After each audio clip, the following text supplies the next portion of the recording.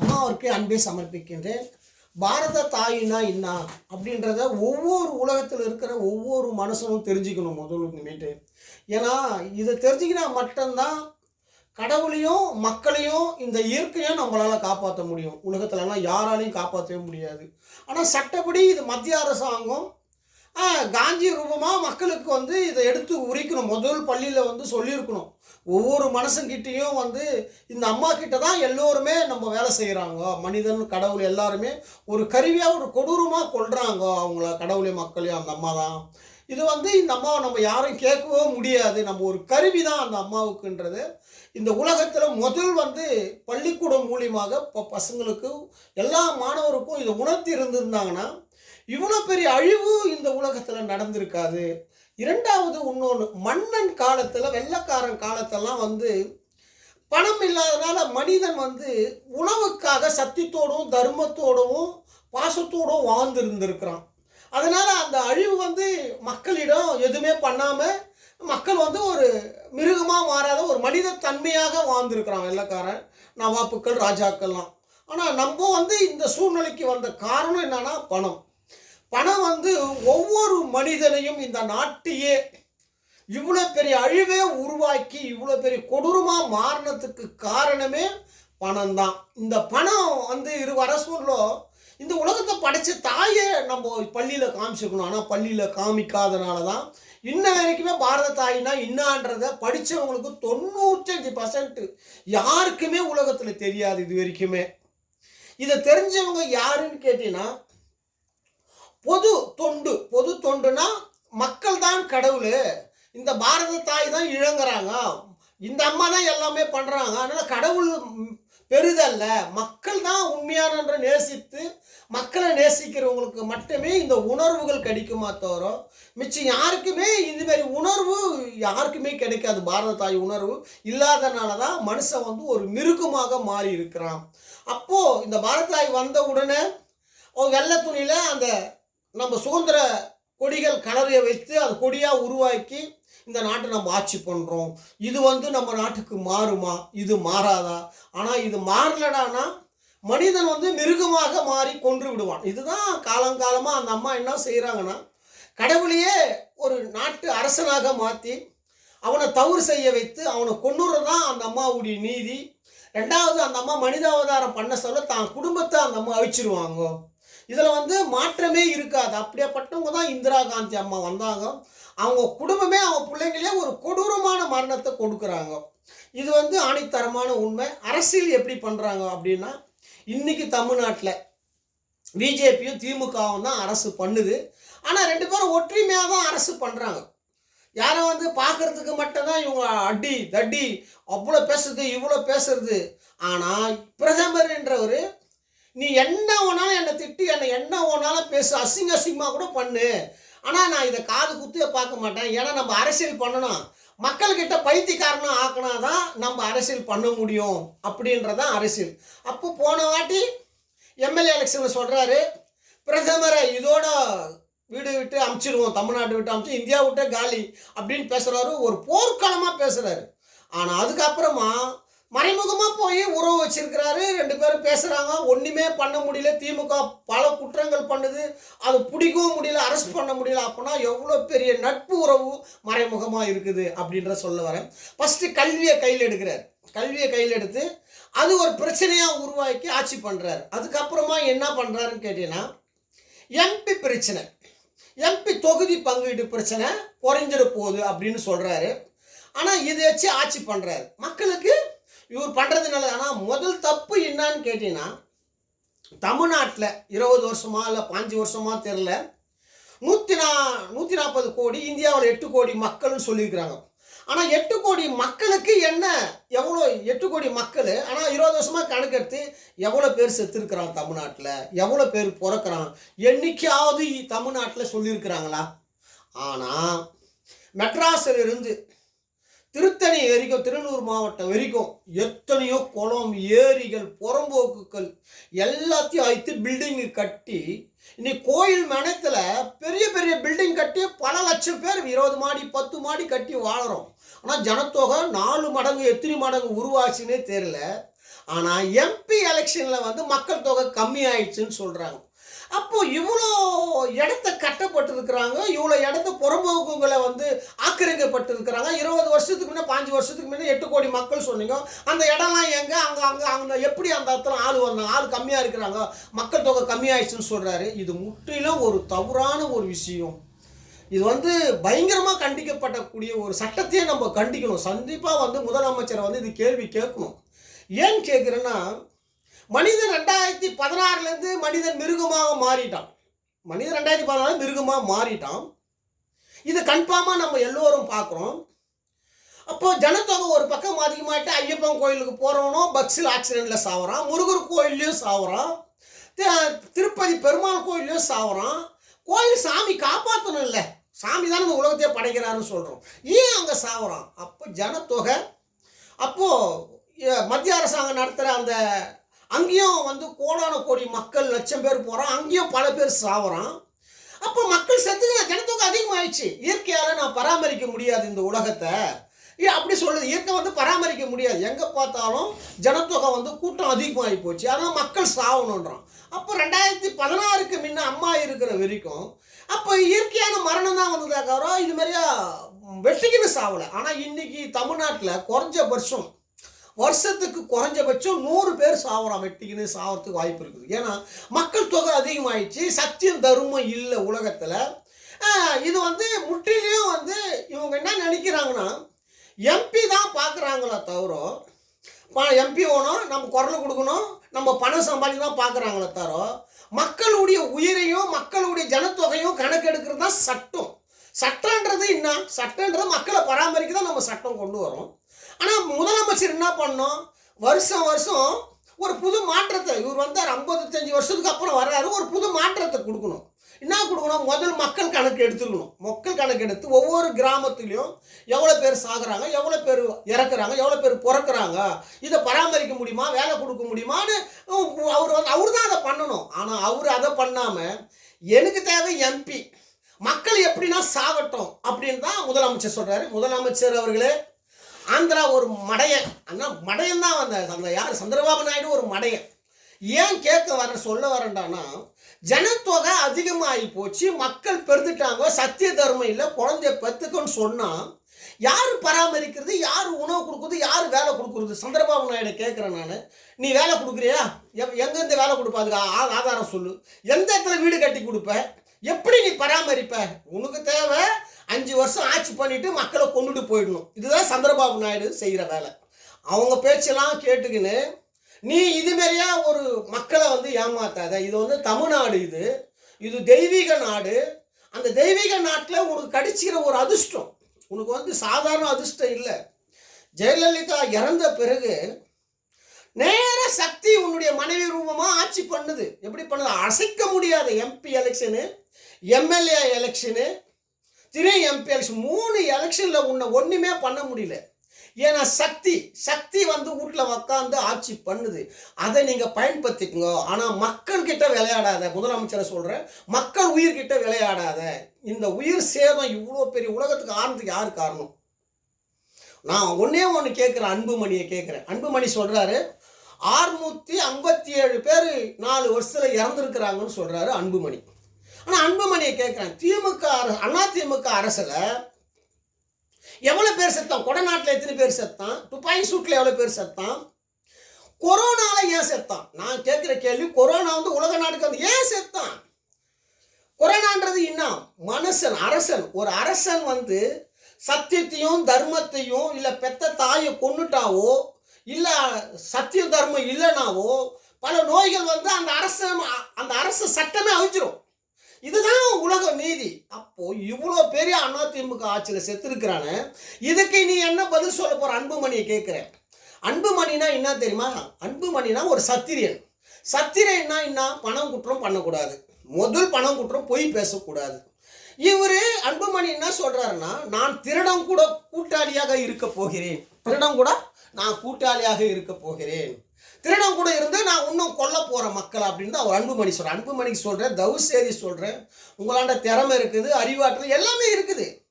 ஆனால் சத்தியம் தர்மம் இல்லை, பணம் குற்றம் பண்ணியிருக்கிறீங்க. நான் ஒன்றே ஒன்று சொல்கிறேன்.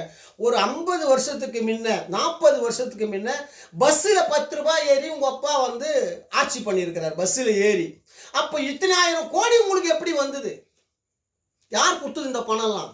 உன்னுடைய மத மக்களை ஏமாற்றி நீ வந்து இவ்வளோ பெரிய கோடீஸ்வரன் ஆகி, இன்னும் ஒரே ஒரு விஷயம், ஒரு நாளாவது ஜெயலலிதாவுடைய பற்றி ஒரே ஒரு நாள் அந்த அம்மா பற்றி நீ கேள்வி கேட்டிருப்பியா? அந்த அம்மாவுடைய ஆட்சியை பற்றி பேசியிருப்பியா? சிங்கமான ஒரு அரசு, தைரியமான ஒரு அரசு, எல்லாரும் ஆடவிட்ட ஒரு தாய்க்கு நீதி கிடைக்காதவங்களுக்கு, அன்னைக்கு கண்ணகி நீதி கிடைக்கல, இன்னைக்கு தமிழ்நாட்டில் ஜெயலலிதா என்ற ஒரு தாய்க்கு நீதி கிடைக்கல. அந்த ஆத்மா உங்களையெல்லாம் கொடூரமாக கொல்ல போதுறான்ட்டேன். இதில் வந்து மாற்றமே இருக்காதுறான்ற அன்புமணிக்கலாம். ஏன்னா இந்த நாடு வந்து, இந்த நாட்டை 200 வருஷமா 300 வருஷமா அப்படியே கைப்பற்றி வெள்ளைக்காரன் கையில் வச்சிருந்தான். அவனாலேயே ஒரு மண்ணை கூட எடுத்து போக முடியலடான்ட்டு. 625 வருஷம் குறைஞ்சபட்சம் மன்னன் வாழ்ந்தான், ஒரு செங்கல் கூட எடுத்து போகலடான்னு சொல்லிட்டேன். ஜெயலலிதா வாழ்ந்தாங்க, எத்தனையோ ஆயிரம், 63 கோடிக்கு உள்ளே போகிறாங்க, தமிழ்நாடே வாங்குறாங்கன்னு கூட சசிகலாவும். ஆனால் இன்னைக்கு ஆள் அட்ரஸே இல்லைடா உலகத்தில்ன்ட்டு. ஆனால் இன்னைக்கு நான் ஒரு நாள் உங்களுக்கு இந்த நிலைமை வரப்போதுடான்ட்டு. நீங்களாம் வந்து சத்தியத்தின் தர்மத்தின் மன்னன் வாழ்ந்த காலத்தை சத்திரியனா என்னடான்னு சொல்கிறேன். சத்தியத்தின் தர்மத்தை காப்பாற்றுறவன் தான் உண்மையான சத்திரியன் நான் சொல்கிறேன். ஆனால் இதுமாரியா அன்புமணி கேட்குறேன், தயவுசெய்து உன் மக்களை ஏமாத்தாத, உன் மக்களுக்கு துரோகம் பண்ணாத, நீ நல்லவங்க கூட ஆட்சி பண்ணு. யார் நல்லவங்க? ஒன்னே ஒன்று சொல்கிறேன், திமுக காரன் என்ன கொடுத்தா ஒருத்தனை எத்தனை நகையோட பொருளோட ஒருத்தனை எத்தனை வச்சுமானா என்ன பண்ணுவான்னு கேட்டீங்கன்னா, அவன் பணத்தையும் பொருளையும் எடுத்து ஆளை விட்டுடுவான். ஆனால் அதிமுக காரன் என்ன பண்ணுவான்னு கேட்டீங்கன்னா, ஆளையும் கொண்டுடுவான், பொருளையும் எடுத்து போயிடுவான். இதுதான் அதிமுக பண்ணிக்குது 2016. அவனை போய் நீ காப்பாற்றணும், அயோக்கியத்தனம் பண்ணவனை காப்பாற்றணும். எப்படி காப்பாற்ற போற? இந்த அம்மா ஆத்மா கொண்டுடான்ட்டேன். காஞ்சி வெள்ளைக்காரனுக்கு சொன்ன ஒரே ஒரு விஷயத்த சொல்றேன்டான்ட்டேன். துண்ண சோறு இருக்காதுடான்ட்டார் காஞ்சி. வெள்ளைக்காரன்கிட்ட சொல்றாரு, துண்ண சோறு இருக்காது, உடம்பு இருக்காது, நான் அழிய மாட்டேன், நான் இந்த மண்ணில் மறுநாளில் பிறந்துடுவேன், இந்த உலகத்தை ஆளுண்டான்னு சொல்றாரு காஞ்சி. இன்னைக்கு சொல்றேன்டா உங்களுக்கு வேலை, நான் சொல்றேன், அன்புமணிக்கு சொல்றேன், நீலாம் வந்து கொடூரமான நிலைக்கு போடான்னு சொல்கிறேன். இதில் வந்து சாமி பேரை வச்சியோ இல்லை தவறானவங்களுக்கோ நீ வந்து பண்ணாதடான்ட்ட. இந்த குற்றங்கள் இவ்வளோ பெருசாக நடக்கிறதுக்கு யார் காரணம்டான்ட்டு. 5 வருஷத்துக்கு முன்னே 4 வருஷத்துக்கு முன்னே நீங்கள் பண்ண ஆட்சி தாண்டா காரணம். இவ்வளோ பெரிய அழிவுக்கு காரணமே 650 பேர் செத்ததுக்கு காரணமே நீங்கள் தாண்டான்னு சொல்கிறேன், உங்கள் ஆட்சி தாண்டான்னு சொல்கிறேன். ஸ்டாலின் மேலே அந்த தவறே கிடையாதுடா உலகத்தில்ன்ட்டு. உங்களை காப்பாற்றி கொண்டு இருக்கிறாரான்னு சொல்கிறேன், உங்களை ஒத்தனையும் உள்ளே வைக்கிறேன்டான்னு சொல்கிறேன் சட்டப்படி. ஆனால் உங்களை காப்பாற்றி கொண்டு இருக்கிறாரா நம்ம நாட்டு முதலமைச்சர்னு சொல்கிறேன். அதனால தான் இயற்கை வந்து அவர் பக்கம் பேசுகிறான்ட்டு. இன்னைக்கு இல்லை நாளைக்கு இல்லை, ஸ்டாலினை தவிர யார் முதலமைச்சராக வந்தாலும் நான் சொல்கிற தவிர அடுத்த ஆள் இந்த நாட்டுக்கு பெரிய அழிவு நடக்கண்டா இந்த சொல்லிட்டேன். விஜய் வந்தாலும் அழிவு நடக்கண்டான்ட்டேன். ஏன்னா மாவட்டம் செயலாளர், பொருளாளர், எம்பி, எம்எல்ஏ, வார்டு நம்பரு, தலைவர், இவங்களாம் மக்களை வச்சு தாண்டா கொள்ளடிக்கிறாங்க. நேர்மையே சத்தியமே இல்லை உலகத்தில். விஜய் வந்தால் மட்டும் ஒரு இதை வந்து காப்பாற்றிடுவாரா? உலகத்தை தண்ணி இறக்கிடுவாரா? இல்லை நீ தான் வந்து தண்ணி இறக்கிடுவா? இல்லை இயற்கையிலேருந்து காப்பாற்றுவியா? இதெல்லாம் கேரண்டி கொடுங்க. நீ விஜய் அதிமுகலாம் ஒரு கேரண்டி கொடுங்க, மக்கள் சாக மாட்டாங்க, சம்பரமாக்கிற தண்ணி பூண்டி ஏறத்தில் நீங்கள் கொல்ல மாட்டாங்க, கடல் தண்ணி வெளிக்கும், நாங்கள் உங்களை உயிரை காப்பாற்றுவோம், ஒரு ஏதி மக்கள்கிட்ட எழுதி கொடுத்துட்டு ஓட்டு கேள்வி முதலமைச்சர் வாங்க பார்க்கலாம். அவன் முடியாது. உங்கள் ஆட்சியில் பல பேர் சாகுறான், பல பேர் அப்படியே ஜேசிபியில் கொள்றாங்க. அந்த அம்மா கொரோனா வர வச்சுங்க, உங்களுக்கு அந்த அம்மா கொரோனா வர வச்சு கொள்றாங்க. ஆனால் அந்த அம்மா உங்களை வந்து காப்பாற்றுறாங்க. ஏன் காப்பாற்றுறாங்கன்னா, நம்ம தப்பு பண்ண வச்சுட்டோம், நம்ம பிள்ளைங்க நம்ம கொல்லக்கூடாது, அவங்க மன்னித்து ஒரு வாட்டி வான் பண்ணணும்னு வான் பண்ணுறாங்க. ஸ்டாலின் இருக்கிற வரைக்கும் வான் பண்ணுவாங்க, துர்கா ஸ்டாலின் இருக்கிற வரைக்கும் வான் பண்ணுவாங்க. துர்கா ஸ்டாலின் போயிட்டாங்கன்னா நீங்கள் மொத்தமே காலிடான்ட்டு. நம்ம தமிழ்நாடு இருக்க வாய்ப்பே கிடையாதுறான்ட்டோம் கொஞ்சம் நாளில். ஏன்னா துர்கா ஸ்டாலின் சக்திடா. அன்னைக்கு ஜெயலலிதாவுக்கு அடுத்தபடி தமிழ் கலாச்சார சட்டத்தை கடைப்பிடிக்கிற ஒரே குடும்பம்டான்ட்டேன் தமிழ்நாட்டில். அது வந்து உலகத்துக்கு தெரிலடான்னு சொல்கிறேன். இதை வந்து நம்ம காப்பாற்றணும், இதுதான் நம்முடைய இது. அதேமாதிரி அண்ணாமலைக்கு ஒன்று சொல்கிறேன். அண்ணாமலை எம்ஜிஆர் காலத்தில், ஜெயலலிதா காலத்திலலாம் பாரு, எனக்கு தெரிஞ்சு எம்ஜிஆர் போராட்டம் பண்ணார், ஜெயலலிதா அம்மா போராட்டம் பண்ண சொன்னாங்க, அங்கே போராட்டம் இங்கே போராட்டம் பண்ண சொன்னாங்க. கேள்வியே கிடையாது. ஆனால் ஒரு மத்திய அரசாங்கத்தில் ஆட்சி பண்ணுறவர் உன் கையில் இருக்கிறாரு. நீ எதனா தப்பு ரைட்டு எது இருந்தாலும் அங்கே மேலே பேசி உடனே ஆக்ஷன் எடுத்து உடனே உள்ளே வைக்கலாம், உடனே சட்டத்தையே மாற்றலாம். ஆனால் அதை விட்டுட்டு போராட்டம் போராட்டம் போராட்டம் ஒரு மத்திய அரசாங்கம் இந்தியாவையே உலகையே பாராட்டக்கூடிய ஒரு அரசு கையில் வைத்து கொண்டு நீ இது மாதிரியே தமிழ்நாட்டு மக்களை ஏமாற்றி போராட்டம் பண்ணி நீ என்னடா சாதிப்பேன்னு கேட்குறான் அண்ணாமலை. உன்னால் என்னடா முடியும்னு கேட்குறேன். ஏன்னா ஒரு 1000 பேர் உன் பின்னாடி போராட்டம் பண்ணுறாங்க, அதனால் என்ன பலன் நான் கேட்குறேன். அது பண்ணவே கூடாது. மத்திய அரசாங்கம் பண்ணாவே நாட்டுக்கு அழிவு வரப்போகுதுடான்ட்டு அண்ணாமலை நீ பண்ணுறதுனால, இதுமாரி அரசியல் பண்ணுறதுனால தான் மணிப்பூரில் கொடூரமாக சாவறான், வேறு மாநிலத்தில் கொடூரமாக சாவறான், பயங்கரமான மனுஷன் மிருகமாக மாறுறான். ஏன்னா சத்திரன்டா நீலாம். சத்திரனா என்ன தெரியுமாடான்னு சொல்கிறேன். சத்தியத்தையும் தர்மத்தையும் பேசி எல்லா மதலையும் காப்பாற்றுறவன் தான் சத்திரியன். ஆனால் சத்திரியனே திருடனுக்கு துணை போனால் நம்ம நாடு என்னடா ஆகும்னு கேட்குறேன். அண்ணாமலையை கேட்குறேன். இது முற்றிலும் ஒரு தவறான ஒரு விஷயம்டான். ஆனால் உன்னை பார்த்து ஓட்டு போட்டாங்கடான்ற. ஏன்னா உன்னுடைய நடைப்பாதை, உன்னுடைய பேச்சு ஆற்றல், உன்னுடைய திறமை, உன்னை பாராட்டுறான். உனக்கு அந்த தெய்வ சக்தி இருக்கு, அதை நம்பி ஓட்டு போட்டான். ஆனால் இன்னைக்கு பண்ணுற ஒவ்வொரு செயலும், நான் செருப்பு போட மாட்டேன், நான் ஜாட்டியில் அடிச்சுப்பேன், நான் கருப்பு சொக்கா போட்டுப்பேன். ஏன் அன்னைக்கு கருப்பு சொக்கா பெரியார் போட்டார், அந்த சொக்கா நீ போட்டுக்கிற. ஆனால் நல்லது நடக்கணும். ஆனால் நல்லது நடக்கிற மாதிரியே எதுவுமே இல்லையே. ஏன்னா நீ திருடம் கூட இருக்கிற. நீ ஒன்று இறங்கி டைரக்டாக நீ இந்த இந்த ஆட்சி தப்பு செய்து, அந்த ஆட்சி தப்பு செய்து, நான் நல்லதை ஆக்க போகிறேன், தர்மத்தோடு ஆட்சி பண்ண போகிறேன், நல்லவங்களை காப்பாற்ற போகிறேன், இந்த நல்லவங்க கெட்டவங்களையும் காப்பாற்ற போகிறேன் இந்த பூமியில் அப்படின்னு ஒரு பேச்சு இருந்ததுன்னா உன்னை வரவேற்கலாம். ஆனால் நாங்கள் கொள்ளடிப்போம், நாங்கள் என்ன வேணாலும் பண்ணுவோம்.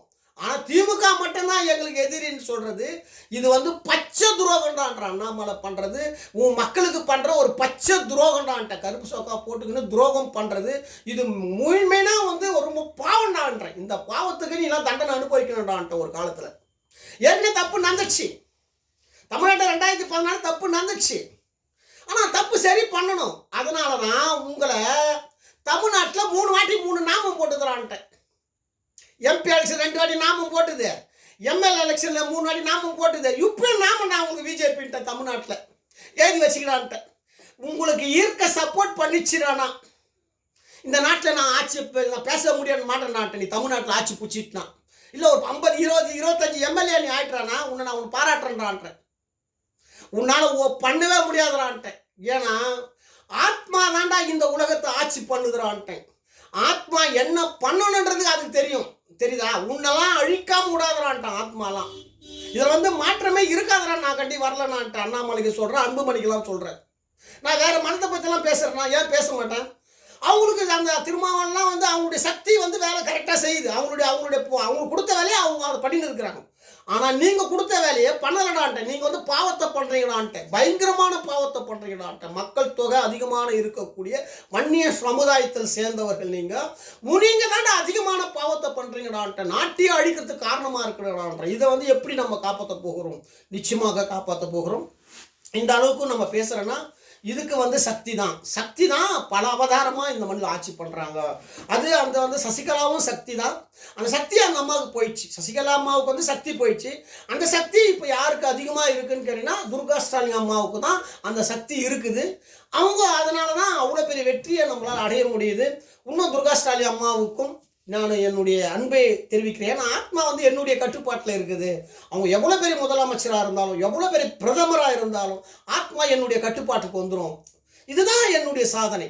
அண்ணா அதுதான் காந்தி சொல்கிறார் வெள்ளைக்காரன். இதுதான் என்னுடைய சாதனை. ஏன்னா சாதாரண ஆள் கிடையாது, எனக்கு அழிவே கிடையாதுடா உலகத்தில். நான் சாக மாட்டேன்டா. நானே பணத்தை மூலிமா அழிப்பேன், நானே பணத்தை மூலிமா நான் இன்னொரு ரூபத்தில் நான் உங்களை காப்பாற்றுவேன் அப்படின்னு சொல்கிறாரு காந்தி. அப்போ நான் யார்? நான் காந்தியா? நாளை பிரபாகரனா? இன்னும் கண்டுபிடுறான்னு சொல்கிறேன். ஒவ்வொரு மனுஷனும் கண்டுபிடிங்கடா. இனிமேல் என் சக்தியை பரப்புங்கடான்றேன். என்னால் மட்டும்தான் நான் உங்களை காப்பாற்ற முடியும் உலகத்தில்னு சொல்கிறேன். ஏன்னா நான் இன்றைக்கி பேசுகிறேன்றேன். 2018 உலக நாடு காலிடான்னு சொல்லிட்டேன். 2018 உலக நாடு காலி, வந்துகிற கடவுள் உங்களை கொல்ல வந்துகிறாரான்னு சொல்லிட்டேன். இதுக்கு மேலே நான் உலகத்தில் என்னடா சொல்லணும்னு கேட்குறேன். உங்களை காப்பாற்றுற சக்தி உங்கள்கிட்ட பணங்குது, கோடி கோடியாக பணங்குதுறான்றேன். ஆனால் ₹1 கூட கொரோனாவில் செல்லாத போயிடுச்சேடா. இது அப்படின்னா அவங்க அப்பயாவது நீங்கள் மாறி இருக்கலாம், ஏன்டா மாறலன்னு கேட்குறேன் உங்களெல்லாம். இது நீங்களாம் இன்னும் பயங்கரமான குற்றம் செய்துனே இருக்கிறீங்கடான்ட்டேன். இந்த மக்கள் சாவறதுக்கு நீங்கள் தாண்டா காரணமே ஆகுறீங்கடான்றேன். யாராவது ஒருத்தர் நல்லவனான கலைஞர் ஒரு கெட்டவர் தாண்டான்ட்டேன். கலைஞர் கெட்டவன் நாங்கள் ஆக்கப்பட்டோம். அவரால் தான் உலகத்துக்கு பேரும் புகழ் வந்தது. இவ்வளோ சந்தோஷமாக இருந்தீங்க. ஆனால் நீங்கள் நல்லவனா ஒருத்த கூட மாறலையாடான்றதான் நம்ம இந்தியாவுக்கும் தமிழ்நாட்டுக்கும் ரொம்ப ஒரு சாபகேடாக இருக்குது. இது எப்படி மாற்ற போகிறோன்றதான் தெரியல. இன்றைய சட்டம் நாளைய மாற்றம். இரண்டாவது, மக்களால் நான், மக்களுக்காக நான்.